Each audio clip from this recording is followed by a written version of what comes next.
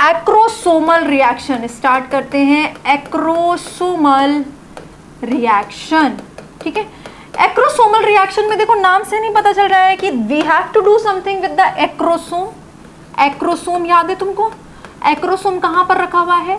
Sperm के head पर रखा हुआ है, जो कि किससे बना हुआ है? Made from Golgi body. Golgi body से बनाया था, हमने ये पढ़ लिया है ऑलरेडी, जस्ट मैं ऐसे ही लिख रही हूँ आपके लिए दोबारा से, ठीक है। हम देखो ये जो एक्रोसोम है, हमने पढ़ा था कि इसके अंदर क्या होता है। एक्रोसोम के अंदर कुछ हाइड्रोलाइटिक एंजाइम्स होते हैं। पहली इंपॉर्टेंट बात कि ये एंजाइम्स को आप हाइड्रोलाइटिक बोलेंगे। हाइड्रोलाइटिक एंजाइम्स, हाइड्रोलाइटिक मतलब जो पानी के प्रेजेंस में लाइसिस करते हैं। हाइड्रो मतलब वाटर, लाइटिक मतलब लाइसिस मतलब ब्रेकडाउन। तो किसी चीज का ये ब्रेकडाउन करने वाले हैं पानी के प्रेजेंस में। वाटर इज अवेलेबल, ठीक है, moisture is available, hydrolytic enzyme. And these hydrolytic enzymes are called as sperm lysins. क्या कहते हैं बेटा इनको? स्पर्म लाइसेंस कहते हैं, ठीक है। इसके एक्रोसोम के अंदर, जो स्पर्म के हेड पर एक्रोसोम रखा है, एक कोनिकल स्ट्रक्चर होता है। कोनिकल स्ट्रक्चर होता है। क्वेश्चन पूछा गया था प्रीवियस ईयर क्वेश्चन में कि क्या ये कोनिकल स्ट्रक्चर पेनिट्रेट कर जाता है। ये देखो ये ऊलेमा है, ठीक है। इसके बाहर क्या प्रेजेंट था? इसके बाहर प्रेजेंट था जोना पेलुसिडा। इसके बाहर क्या प्रेजेंट था? इसके बाहर प्रेजेंट थी कोरोना रेडिएटा। ये ऐसी large follicular cells, large granulosa होती हैं। इसके बीच बीच में क्या लगा हुआ था? यहाँ पर लगा हुआ था हाइल्यूरोनिक एसिड। ये स्ट्रक्चर हम कर चुके हैं। बट ये जो स्पर्म पहुंचा है, इसको इन सब को डिसॉल्व करना है, और इसीलिए इसके इस स्पर्म के सर के ऊपर ये जो कोनिकल स्ट्रक्चर लगा है, उसमें से एंजाइम्स निकलते हैं, इसको डिसॉल्व करते हैं, इसको डिसॉल्व करते हैं, इसको डिसॉल्व करते हैं, फिर जाके यहाँ पहुँचते हैं। यही होता है acrosomal reaction, that sperms penetrates the egg with the help of enzymes.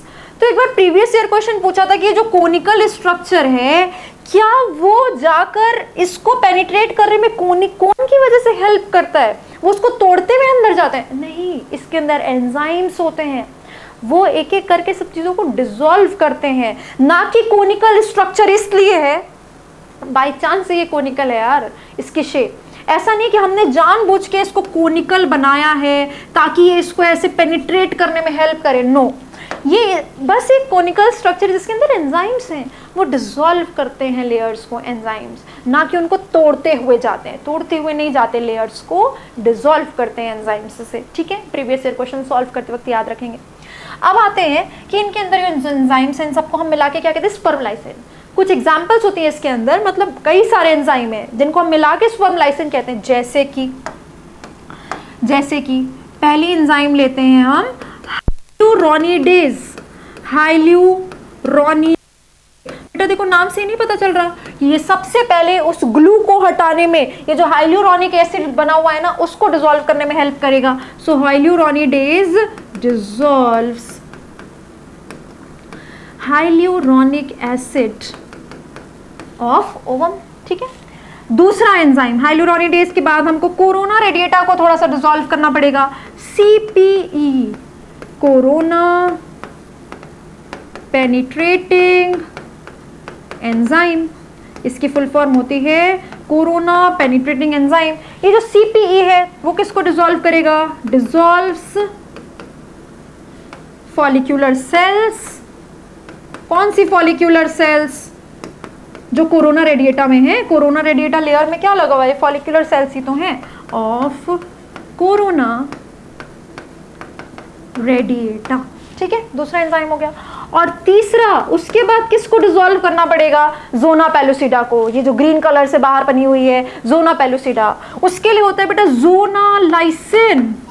देख रहे हो, स्पर्म लाइसिन सभी को कहते हैं, ये जोना लाइसिन है। All zona lysin are sperm lysin, but all sperm lysin are not zona lysin. Zona lysin का ही बेटा दूसरा नाम है एक्रोसिन, ध्यान रखिएगा। एक्रोसिन कोई अलग एंजाइम नहीं, जोना लाइसिन का ही नाम है। Which dissolves zona pellucida, zona pellucida, ठीक है। और ये सब होने के बाद, ये तीनों चीजें होने के बाद स्पर्म रीचेस, स्पर्म कहाँ पहुंच जाएगा? Sperm reaches perivitelline space, perivitelline space में पहुंच जाता है। This is the acrosomal reaction with the help of which sperm penetrates into ovum और मेन ओवम तक पहुंच जाता है, ये बाहर की लेयर्स को तोड़ते हुए हाइलुरोनिडेज हाइलुरोनिक एसिड को डिसॉल्व करेगा, सीपीई कोरोना रेडिएटा को डिसॉल्व करेगा, then zona lysin zona pellucida को डिसॉल्व करेगा, तो स्पर्म यहाँ पहुंच जाएगा। अब यहाँ पहुंच चुका है स्पर्म, ठीक है, ये पेरीविटलाइन स्पेस में यहाँ तक तो पहुंच गया। अब आते हैं एक्रोसोमल रिएक्शन कर लिया। बेटा जब एक्रोसोमल रिएक्शन हो रहा होता है ना, तब एक छोटा सा टर्म आता है, ये सब हटा देती हूँ, अब इसका तो काम नहीं है ज़्यादा अपने ने, ये तो आपको जस्ट समझाने के लिए बताया था।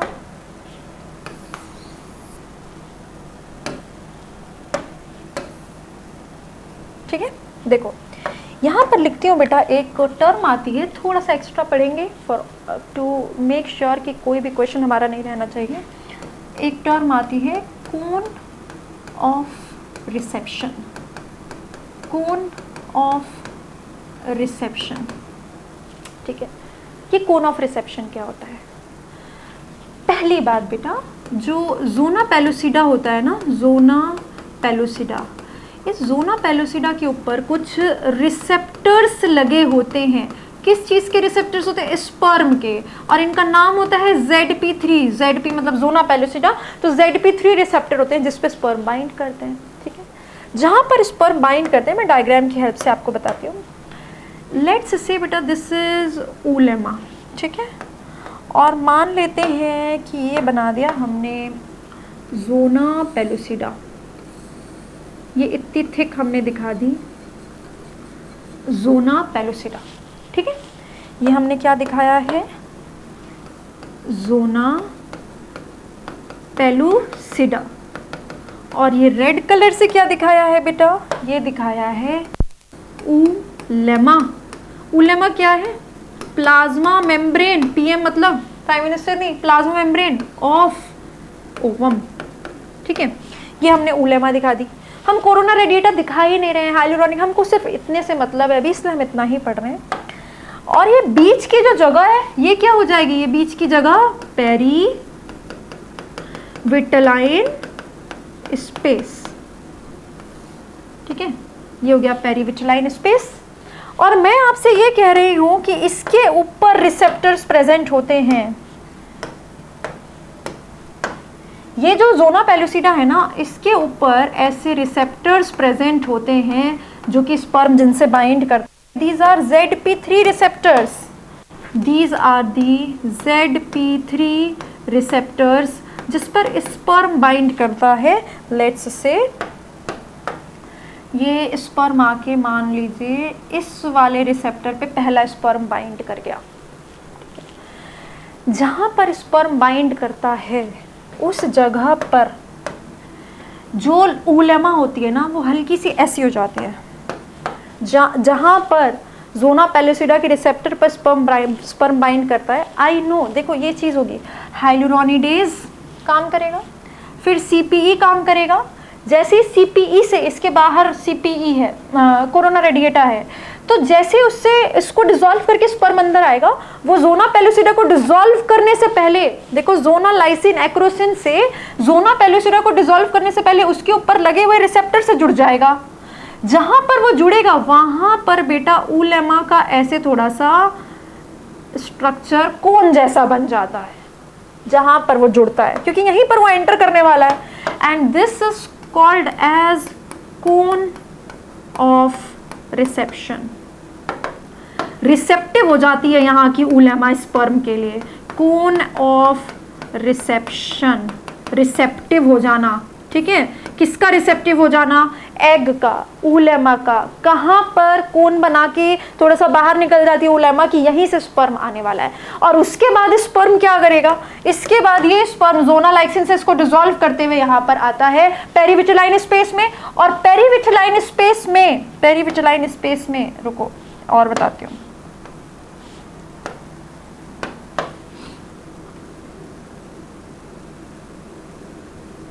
पेरीविटलाइन स्पेस में आने के बाद स्पर्म इससे साइडवेज, इसी कोन ऑफ रिसेप्शन से साइडवेज मूव करता है। थोड़ा सा डिस्टेंस बनाना पड़ेगा,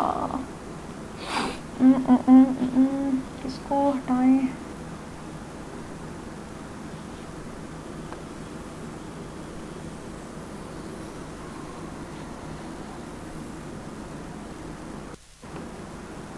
सिर्फ थोड़ा सा दूर कर रही हूँ बेटा, ठीक है। सब वैसे ही है, ओलेमा, पेरीविटलाइन स्पेस, जोना पेलुसिडा, उसके ऊपर रिसेप्टर, स्पर्म आया, स्पर्म ने हाइलुरोनिडेज से हाइलुरोनिक एसिड को डिसॉल्व किया, फिर सीपीई से कोरोना रेडिएटर को डिसॉल्व किया, फिर जाके गया ZP3 रिसेप्टर से, जहां पर बन गया कोन ऑफ रिसेप्शन, जहां पर उसके अंदर जो उलेमा ठीक सीधे में आएगी वहां पर बन गया कोन ऑफ रिसेप्शन, कि यहीं से अब स्पर्म को रिसेप्ट करना है जो पहला स्पर्म बाइंड किया है। उसके बाद स्पर्म जोना लाइसिन से इसको डिसॉल्व करेगा, जोना लाइसिन से इसको डिसॉल्व करेगा, जोना लाइसिन एक्रोसिन से जोना पेलुसिडा को डिसॉल्व करके पेरीविटलाइन स्पेस में पहुंच जाएगा। और पेरीविटलाइन स्पेस में कहां पर जुड़ता है स्पर्म? जुड़ता है वही कोन ऑफ रिसेप्शन पर थोड़ा साइडवेज, पर थोड़ा ऐसे साइडवेज जुड़ता है। स्पर्म ऐसे है और ऐसे अपना सर ऐसे करके जुड़ जाता है, ठीक है। सीधा आ रहा था स्पर्म, तो स्पर्म तो सीधा रहा था, ऐसे देखो ये रहा, पर जब इससे जुड़ता है तो ऐसे साइडवेज जुड़ जाता है, ठीक है। कहाँ से जुड़ता है? कोन ऑफ रिसेप्शन से जुड़ जाता है, ठीक है। तो ये होता है कोन ऑफ रिसेप्शन। तो अगर आप स्टेप्स लिखना चाहो तो आप उसी में ऐड कर सकते हो, acrosomal reaction, hyaluronidase, then CPE, then ZP3 receptor, then zona lysin, then perivitelline space, and sperm attaches to the ulema at the site of cone of reception sideways, ठीक है। ये थोड़ा सा एडिशनल है, ये जो अभी पार्ट बोला, ठीक है। So we are done till here. अब देखो नेक्स्ट क्या होता है। नेक्स्ट देखो यहाँ पे copulation, insemination, capacitation, agglutination, then acrosomal reaction. Acrosomal reaction में भी स्टेप्स कर लिए। अब हमको करना है बेटा ब्लॉक 2 पॉलीस्पर्मी। एक स्पर्म तो अंदर तक पहुंच ही गया है, बाकी सारे स्पर्म को हमें रोकना है। देखिए ये जो पहला स्पर्म यहां तक पहुंच चुका है, ये जो पहला स्पर्म यहां तक पहुंच चुका है, ये सारे तामझाम कर चुका है। अब हम नहीं चाहते कोई भी और स्पर्म यहां से जुड़े, ठीक है। तो नेक्स्ट हम स्क्रीनशॉट लीजिए, नेक्स्ट कंटिन्यू करेंगे ब्लॉक 2 पॉलीस्पर्मी से। तो बेटा नेक्स्ट बात करते हैं 6 नंबर पे जो हमने लिखा था ब्लॉक 2 पॉलीस्पर्मी। अब हम नेक्स्ट क्या कर रहे हैं? ब्लॉक 2 पॉलीस्पर्मी, ठीक है। यहाँ तक हम पहुँच चुके हैं ब्लॉक 2 पॉलीस्पर्मी। तुम्हें भी लग रहा होगा ना, आज तक जो एक लाइन की डेफिनेशन पढ़ते थे एनसीईआरटी में, यहाँ पर भी एक लाइन की डेफिनेशन दी हुई है, fusion of sperm and ovum, उसको हम कब से पढ़े जा रहे हैं। तो यही है बेटा, 12th क्लास में जब आप 11th और 12th में पढ़ते हैं ना, तो आप छोटी छोटी चीज़ों को डिटेल में समझते हैं, जहाँ से सारे नीट के क्वेश्चन फॉर्म होते हैं, ठीक है। तो we are just decoding NCERT, ठीक है। तो हम ब्लॉक 2 पॉलीस्पर्मी पे आ गए। एक बार यहाँ तक अगर आप लिखना चाहें तो आप बता सकते हैं अब, है ना, कि हमने बात की थी एक्रोसोमल रिएक्शन की, एक्रोसोमल रिएक्शन की बात की थी, जिसमें हमने बात की थी सबसे पहले हाइल्यूरोनिडेज काम करेगा, ठीक है। हाइल्यूरोनिडेज के बाद CPE ने काम करा था, फिर स्पर्म बाइंड कर गया था किससे? स्पर्म बाइंड कर गया था ZP3 रिसेप्टर से। उसके बाद जाके जोना लाइसिन ने काम किया था, जिसको ही हम एक्रोसिन भी कहते हैं, ठीक है। और उसके बाद स्पर्म पहुंचा था बेटा, स्पर्म पहुंचा था in the perivitelline space, perivitelline space में पहुंचा था। और पेरीविटलाइन स्पेस में पहुंचने के बाद स्पर्म बाइंड कर गया था किससे? ऊलेमा से। किस जगह पर? जो ये ZP3 से जुड़ने की वजह से कोन ऑफ रिसेप्शन बना था, तो कोन ऑफ रिसेप्शन वाली जगह पर बाइंड कर गया था। कैसे? साइडवेज, साइडवेज बाइंड कर गया था। और अब स्पर्म क्या करेगा? अपने सारे कंटेंट को उसी उलेमा के अंदर रिलीज कर देगा। पर हमको साथ ही साथ अब क्या करना है? ब्लॉक, एक तो बाइंड कर चुका है ना उलेमा से, तो बाकी सबको रोक देना है। Block 2 polyspermy, we have to do block 2 polyspermy. अब बात करें ब्लॉक पॉलीस्पर्मी में बेटा, एक्चुअली 2 तरह के ब्लॉक्स होते हैं। एक होता है फर्स्ट ब्लॉक, पहले काम करता है फास्ट ब्लॉक और फिर काम करता है स्लो ब्लॉक। मैं आपको समझा दोनों रही हूं, ठीक है, लेकिन अब ध्यान से ये बात सुनो कि ह्यूमंस में फास्ट ब्लॉक नहीं होता है, ह्यूमंस में सिर्फ स्लो ब्लॉक ऑफ पॉलीस्पर्मी होता है, फास्ट ब्लॉक ऑफ पॉलीस्पर्मी नहीं होता है ह्यूमंस में। समझ हम दोनों रहे हैं कि क्या होता है उसमें, but fast block of polyspermy does not take place in humans, ठीक है। अब देखो, इसको पहले लिख लेते हैं फिर हम इसको समझ लेंगे अभी। सी, सबसे पहले बात करते हैं फास्ट ब्लॉक की, ठीक है। फास्ट ब्लॉक में क्या होता है? फास्ट ब्लॉक में क्या होगा बेटा, जैसे स्पर्म अटैच करता है उलेमा से और अपना सारा कंटेंट अंदर रिलीज करता है, उस समय पर सोडियम का इन्फ्लक्स हो जाता है। क्या होता है? सोडियम का इन्फ्लक्स होता है।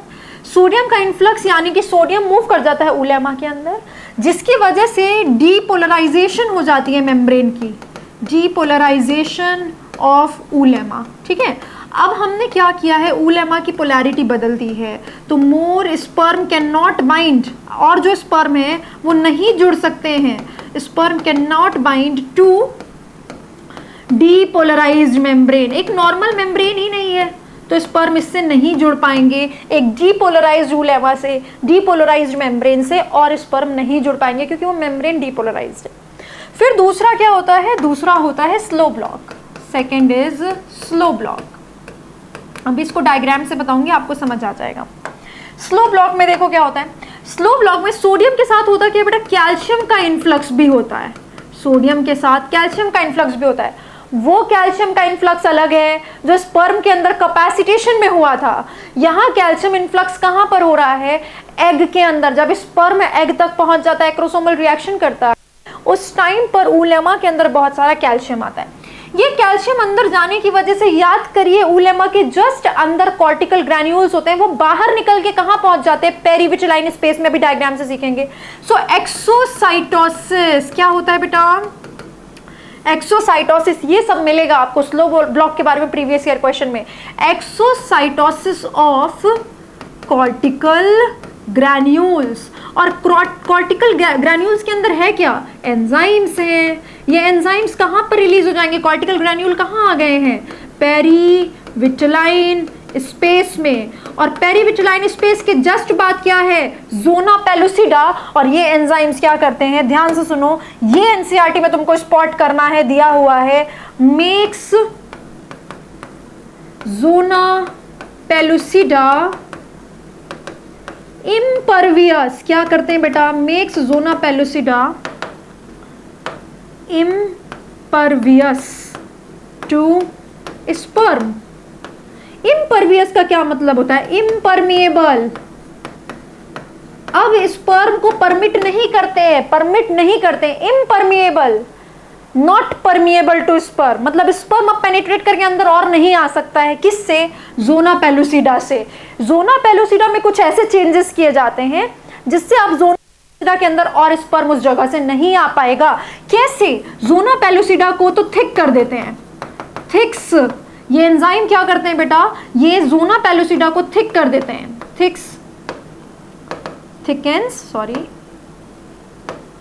थिकेंस जोना पेलुसिडा। जोना पेलुसिडा वाली लेयर को थिक कर दिया, वो पहले जैसी है ही नहीं, तो वहां पर स्पर्म और बाइंड नहीं कर पाएगा। और दूसरा, रिमूव्स और डेस्ट्रॉयज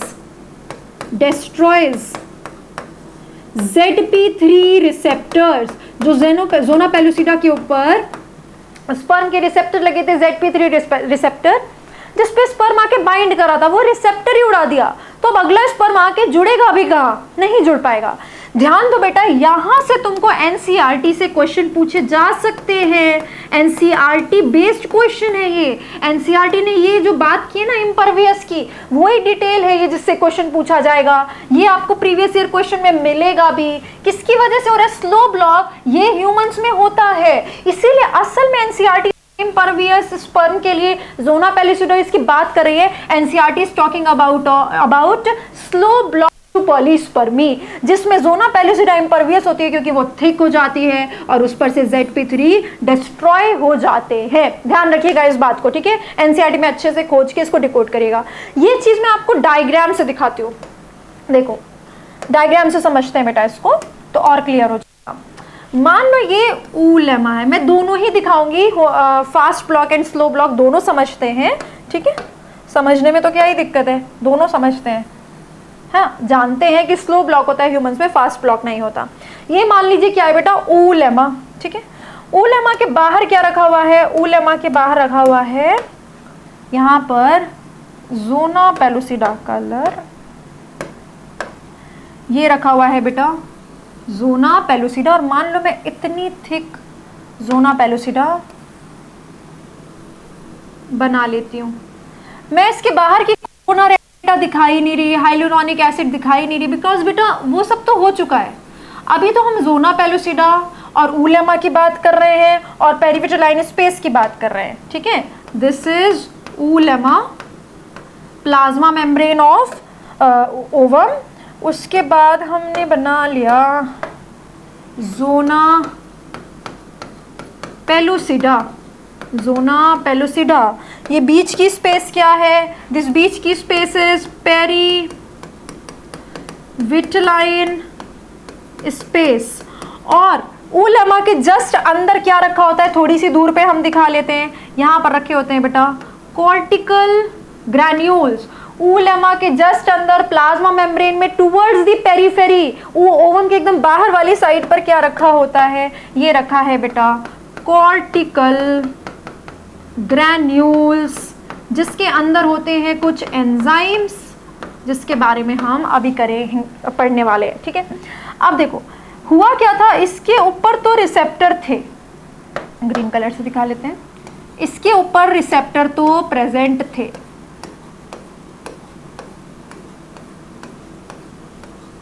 ये ZP3 रिसेप्टर है जो ऊलेमा के ऊपर प्रेजेंट है। These are the ZP3 receptors, ठीक है, ZP3 रिसेप्टर्स हैं। और मान लो यहाँ कहीं से एक स्पर्म बाइंड होके भी आ गया था, ये एक स्पर्म है जो बाइंड किया था, जिसकी वजह से इस वाली जगह पर कोन ऑफ रिसेप्शन फॉर्म हुआ था, और ये वाला जो स्पर्म है ये अंदर भी आ गया था सब काम करते हुए और यहाँ से बाइंड कर गया था। और बाइंड होने के बाद नेक्स्ट स्टेप क्या होगा, अब बना रहे हैं, ये सब हम बना चुके हैं, ठीक है, ये बस आपको बताने के लिए दोबारा से बना रही थी। अब यहाँ पर क्या होगा बेटा, देखो वो वाला स्पर्म भी अब हटा देती हूँ, वो बाइंड कर चुका है ना, ये बाइंड किया था। अब क्या होगा, ये स्पर्म का पूरा एनवेलप तो बाहर रह जाएगा, स्पर्म अपना एनवेलप बाहर छोड़ देता है, अपनी प्लाज्मा मेम्ब्रेन सेल का यूज नहीं करता, सारा कंटेंट अंदर रिलीज कर देता है, और ये रहा स्पर्म का मेल प्रोन्यूक्लियाई, मेल का प्रोन्यूक्लियाई, इसने अपना न्यूक्लियस अंदर रिलीज कर दिया है, which is the male pronuclei haploid. इसने अपना प्रॉक्सिमल सेंट्रियोल भी अंदर रिलीज किया है बेटा, बहुत इंपॉर्टेंट है ये प्रॉक्सिमल सेंट्रियोल, याद करिए हमने लिखा था जब स्पर्म का स्ट्रक्चर पढ़ रहे थे। Proximal centriole is responsible for the first cleavage, first meiotic division in zygote।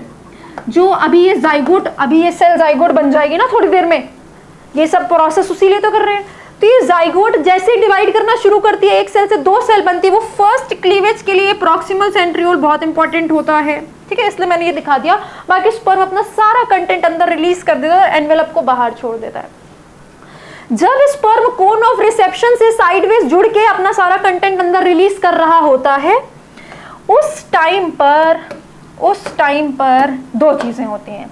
ये हो जाता है बेटा यहाँ पर सोडियम का इनफ्लक्स, जो ह्यूमंस में नहीं होता, ये हो जाता है सोडियम का इनफ्लक्स, जिसकी वजह से अंदर प्लस चार्ज हो जाता है।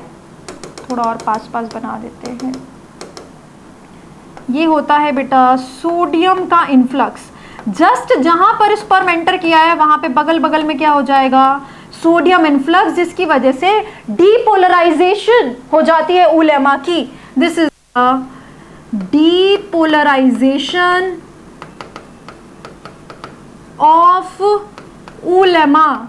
अब बताओ तुम, यहां से स्पर्म बाइंड करके आएगा कैसे अंदर, ये डीपोलराइज्ड मेम्ब्रेन है, तो स्पर्म जहां बाइंड करता है जस्ट बगल में, यहां स्पर्म बाइंड किया तो जस्ट बगल में इसने क्या कर दिया है, जस्ट बगल में इसने कर दिया फास्ट ब्लॉक, फटाफट से बगल बगल में ब्लॉक कर देता है।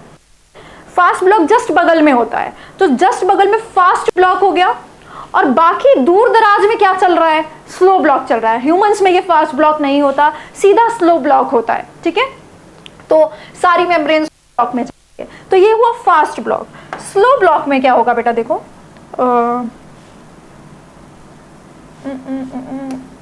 अच्छा ठीक है, स्लो ब्लॉक में क्या होगा, साथ ही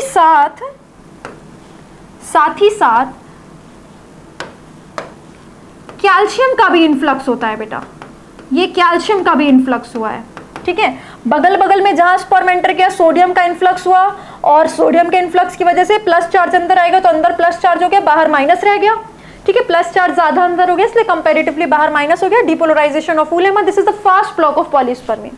उसके आगे क्या हो रहा है, कैल्शियम का भी इन्फ्लक्स हुआ, जिसकी वजह से कॉर्टिकल ग्रैन्यूल्स का एक्सोसाइटोसिस हो गया, this is the exocytosis of cortical granules, ये कॉर्टिकल ग्रैन्यूल्स है, जिसकी वजह से ये बाहर आके यहाँ पर पेरीविटलाइन स्पेस में कुछ एंजाइम्स रिलीज करते हैं। इनके अंदर एंजाइम्स है जो कि कहाँ पर रिलीज हो गए, देखो पेरीविटलाइन स्पेस में, जिसकी वजह से यहाँ पर जो जोना पेलुसिडा है इस पे दो चीजें हुई हैं। एक तो बेटा इन पर से ये रिसेप्टर उड़ गए हैं, ये रिसेप्टर उड़ गए हैं, जहां पर भी स्लो ब्लॉक हो रहा है वहां पर ये रिसेप्टर उड़ गए हैं। मैं कहीं और पर अभी ये लेबलिंग कर देती हूँ, ZP3 रिसेप्टर्स की लो कर ही देती हूँ hand to hand, these are the ZP3 receptors, ठीक है। अब देखो जहां पर कैल्शियम का इन्फ्लक्स होकर कॉर्टिकल ग्रैन्यूल्स का एक्सोसाइटोसिस हुआ है, पेरीविटलाइन स्पेस में कॉर्टिकल ग्रैन्यूल्स ने अपने एंजाइम्स निकाल दिए हैं, उस वाली जोना पेलुसिडा के एक तो रिसेप्टर उड़ गया, अब स्पर्म कहाँ जुड़ेगा, नहीं जुड़ पाएगा, पहला स्पर्म आ गया इसलिए ये सब हो रहा है। और दूसरा ये वाली जो जोना पेलुसिडा है ना बेटा, यहाँ की जो जोना पेलुसिडा है ये भी बहुत थिक हो जाती है, ये भी और थिक हो जाती है, ठीक है। ये जो जोना पेलुसिडा थिक हुई है इसीलिए हम कह रहे हैं this is now impervious. Zona pellucida एक तो थिक हो जाती है और जोना पेलुसिडा के ऊपर जो रिसेप्टर होते हैं वो उड़ जाते हैं, एंड दिस इज द, ये सब जो हो रहा है this is the slow block to polyspermy जो ह्यूमंस में होती है, जिसमें इम्परवियस वर्ड आपको NCERT में मिलेगा। यहाँ की जोना पेलुसिडा इम्परवियस की हो गई, एक तो थिक हो गई, ऊपर से जोना पेलुसिडा के रिसेप्टर्स उड़ गए। This is all about the, ये सिर्फ उतना है बेटा जो आपको ब्लॉक टू पॉलीस्पर्मी के बारे में जानना है। अभी तक फिर से बात करते हैं, सबसे पहले कॉप्युलेशन, देन इंसेमिनेशन। इंसेमिनेशन के बाद आपने किया कैपेसिटेशन, कैपेसिटेशन के बाद आपने किया एग्लूटिनेशन, स्पर्म ऊपर जाएगा, और पैसेज भी आपको पता है कैपेसिटेशन के बाद यूट्रस से इस्थमस से एम्पुला पे एसेंड करने के बाद वहाँ पे एग्लूटिनेशन हो गए, बहुत सारे इकट्ठा हो गए, then acrosomal reaction hyaluronidase CP, then ZP3 receptor से पहला स्पर्म जुड़ेगा, जोनल लाइसिन से अंदर आएगा पेराविटलाइन स्पेस में, वहाँ पे उलेमा के कोन ऑफ रिसेप्शन पे साइडवेज जुड़ जाएगा, और बाकी सारे स्पर्म के लिए हम ब्लॉक टू पॉलीस्पर्मी में स्लो ब्लॉक कर देंगे अगर हम ह्यूमंस की बात कर रहे हैं, in this manner by the exocytosis of cortical granules. अब यहाँ तक हुआ ब्लॉक टू पॉलीस्पर्मी, ठीक है। अब स्पर्म और उसका सारा कंटेंट एंटर कर चुका है एग के अंदर। अब एग के अंदर जो मियोसिस 2 अटका हुआ है इसको ऊटिड बनाना है, मतलब कि बेटा इस वाले डायग्राम में देखो मेल प्रोन्यूक्लियाई तो आ गया है, और जो इसके अंदर खुद के अंदर ये जो एग है, उलेमा है, ये एग है, ऊटिड है, इसके अंदर फीमेल सेल है, ये अभी ऊटिड बनाना है। उसके लिए हम नेक्स्ट स्टेप करेंगे, दैट इज डीएक्टिवेशन ऑफ, ये वाला नेक्स्ट स्टेप करना है हमको, deactivation of MPF and activation of APC, ठीक है। तो आप यहाँ तक एक बार इसका स्क्रीनशॉट लीजिए, फिर हम नेक्स्ट स्टेप पे बढ़ेंगे।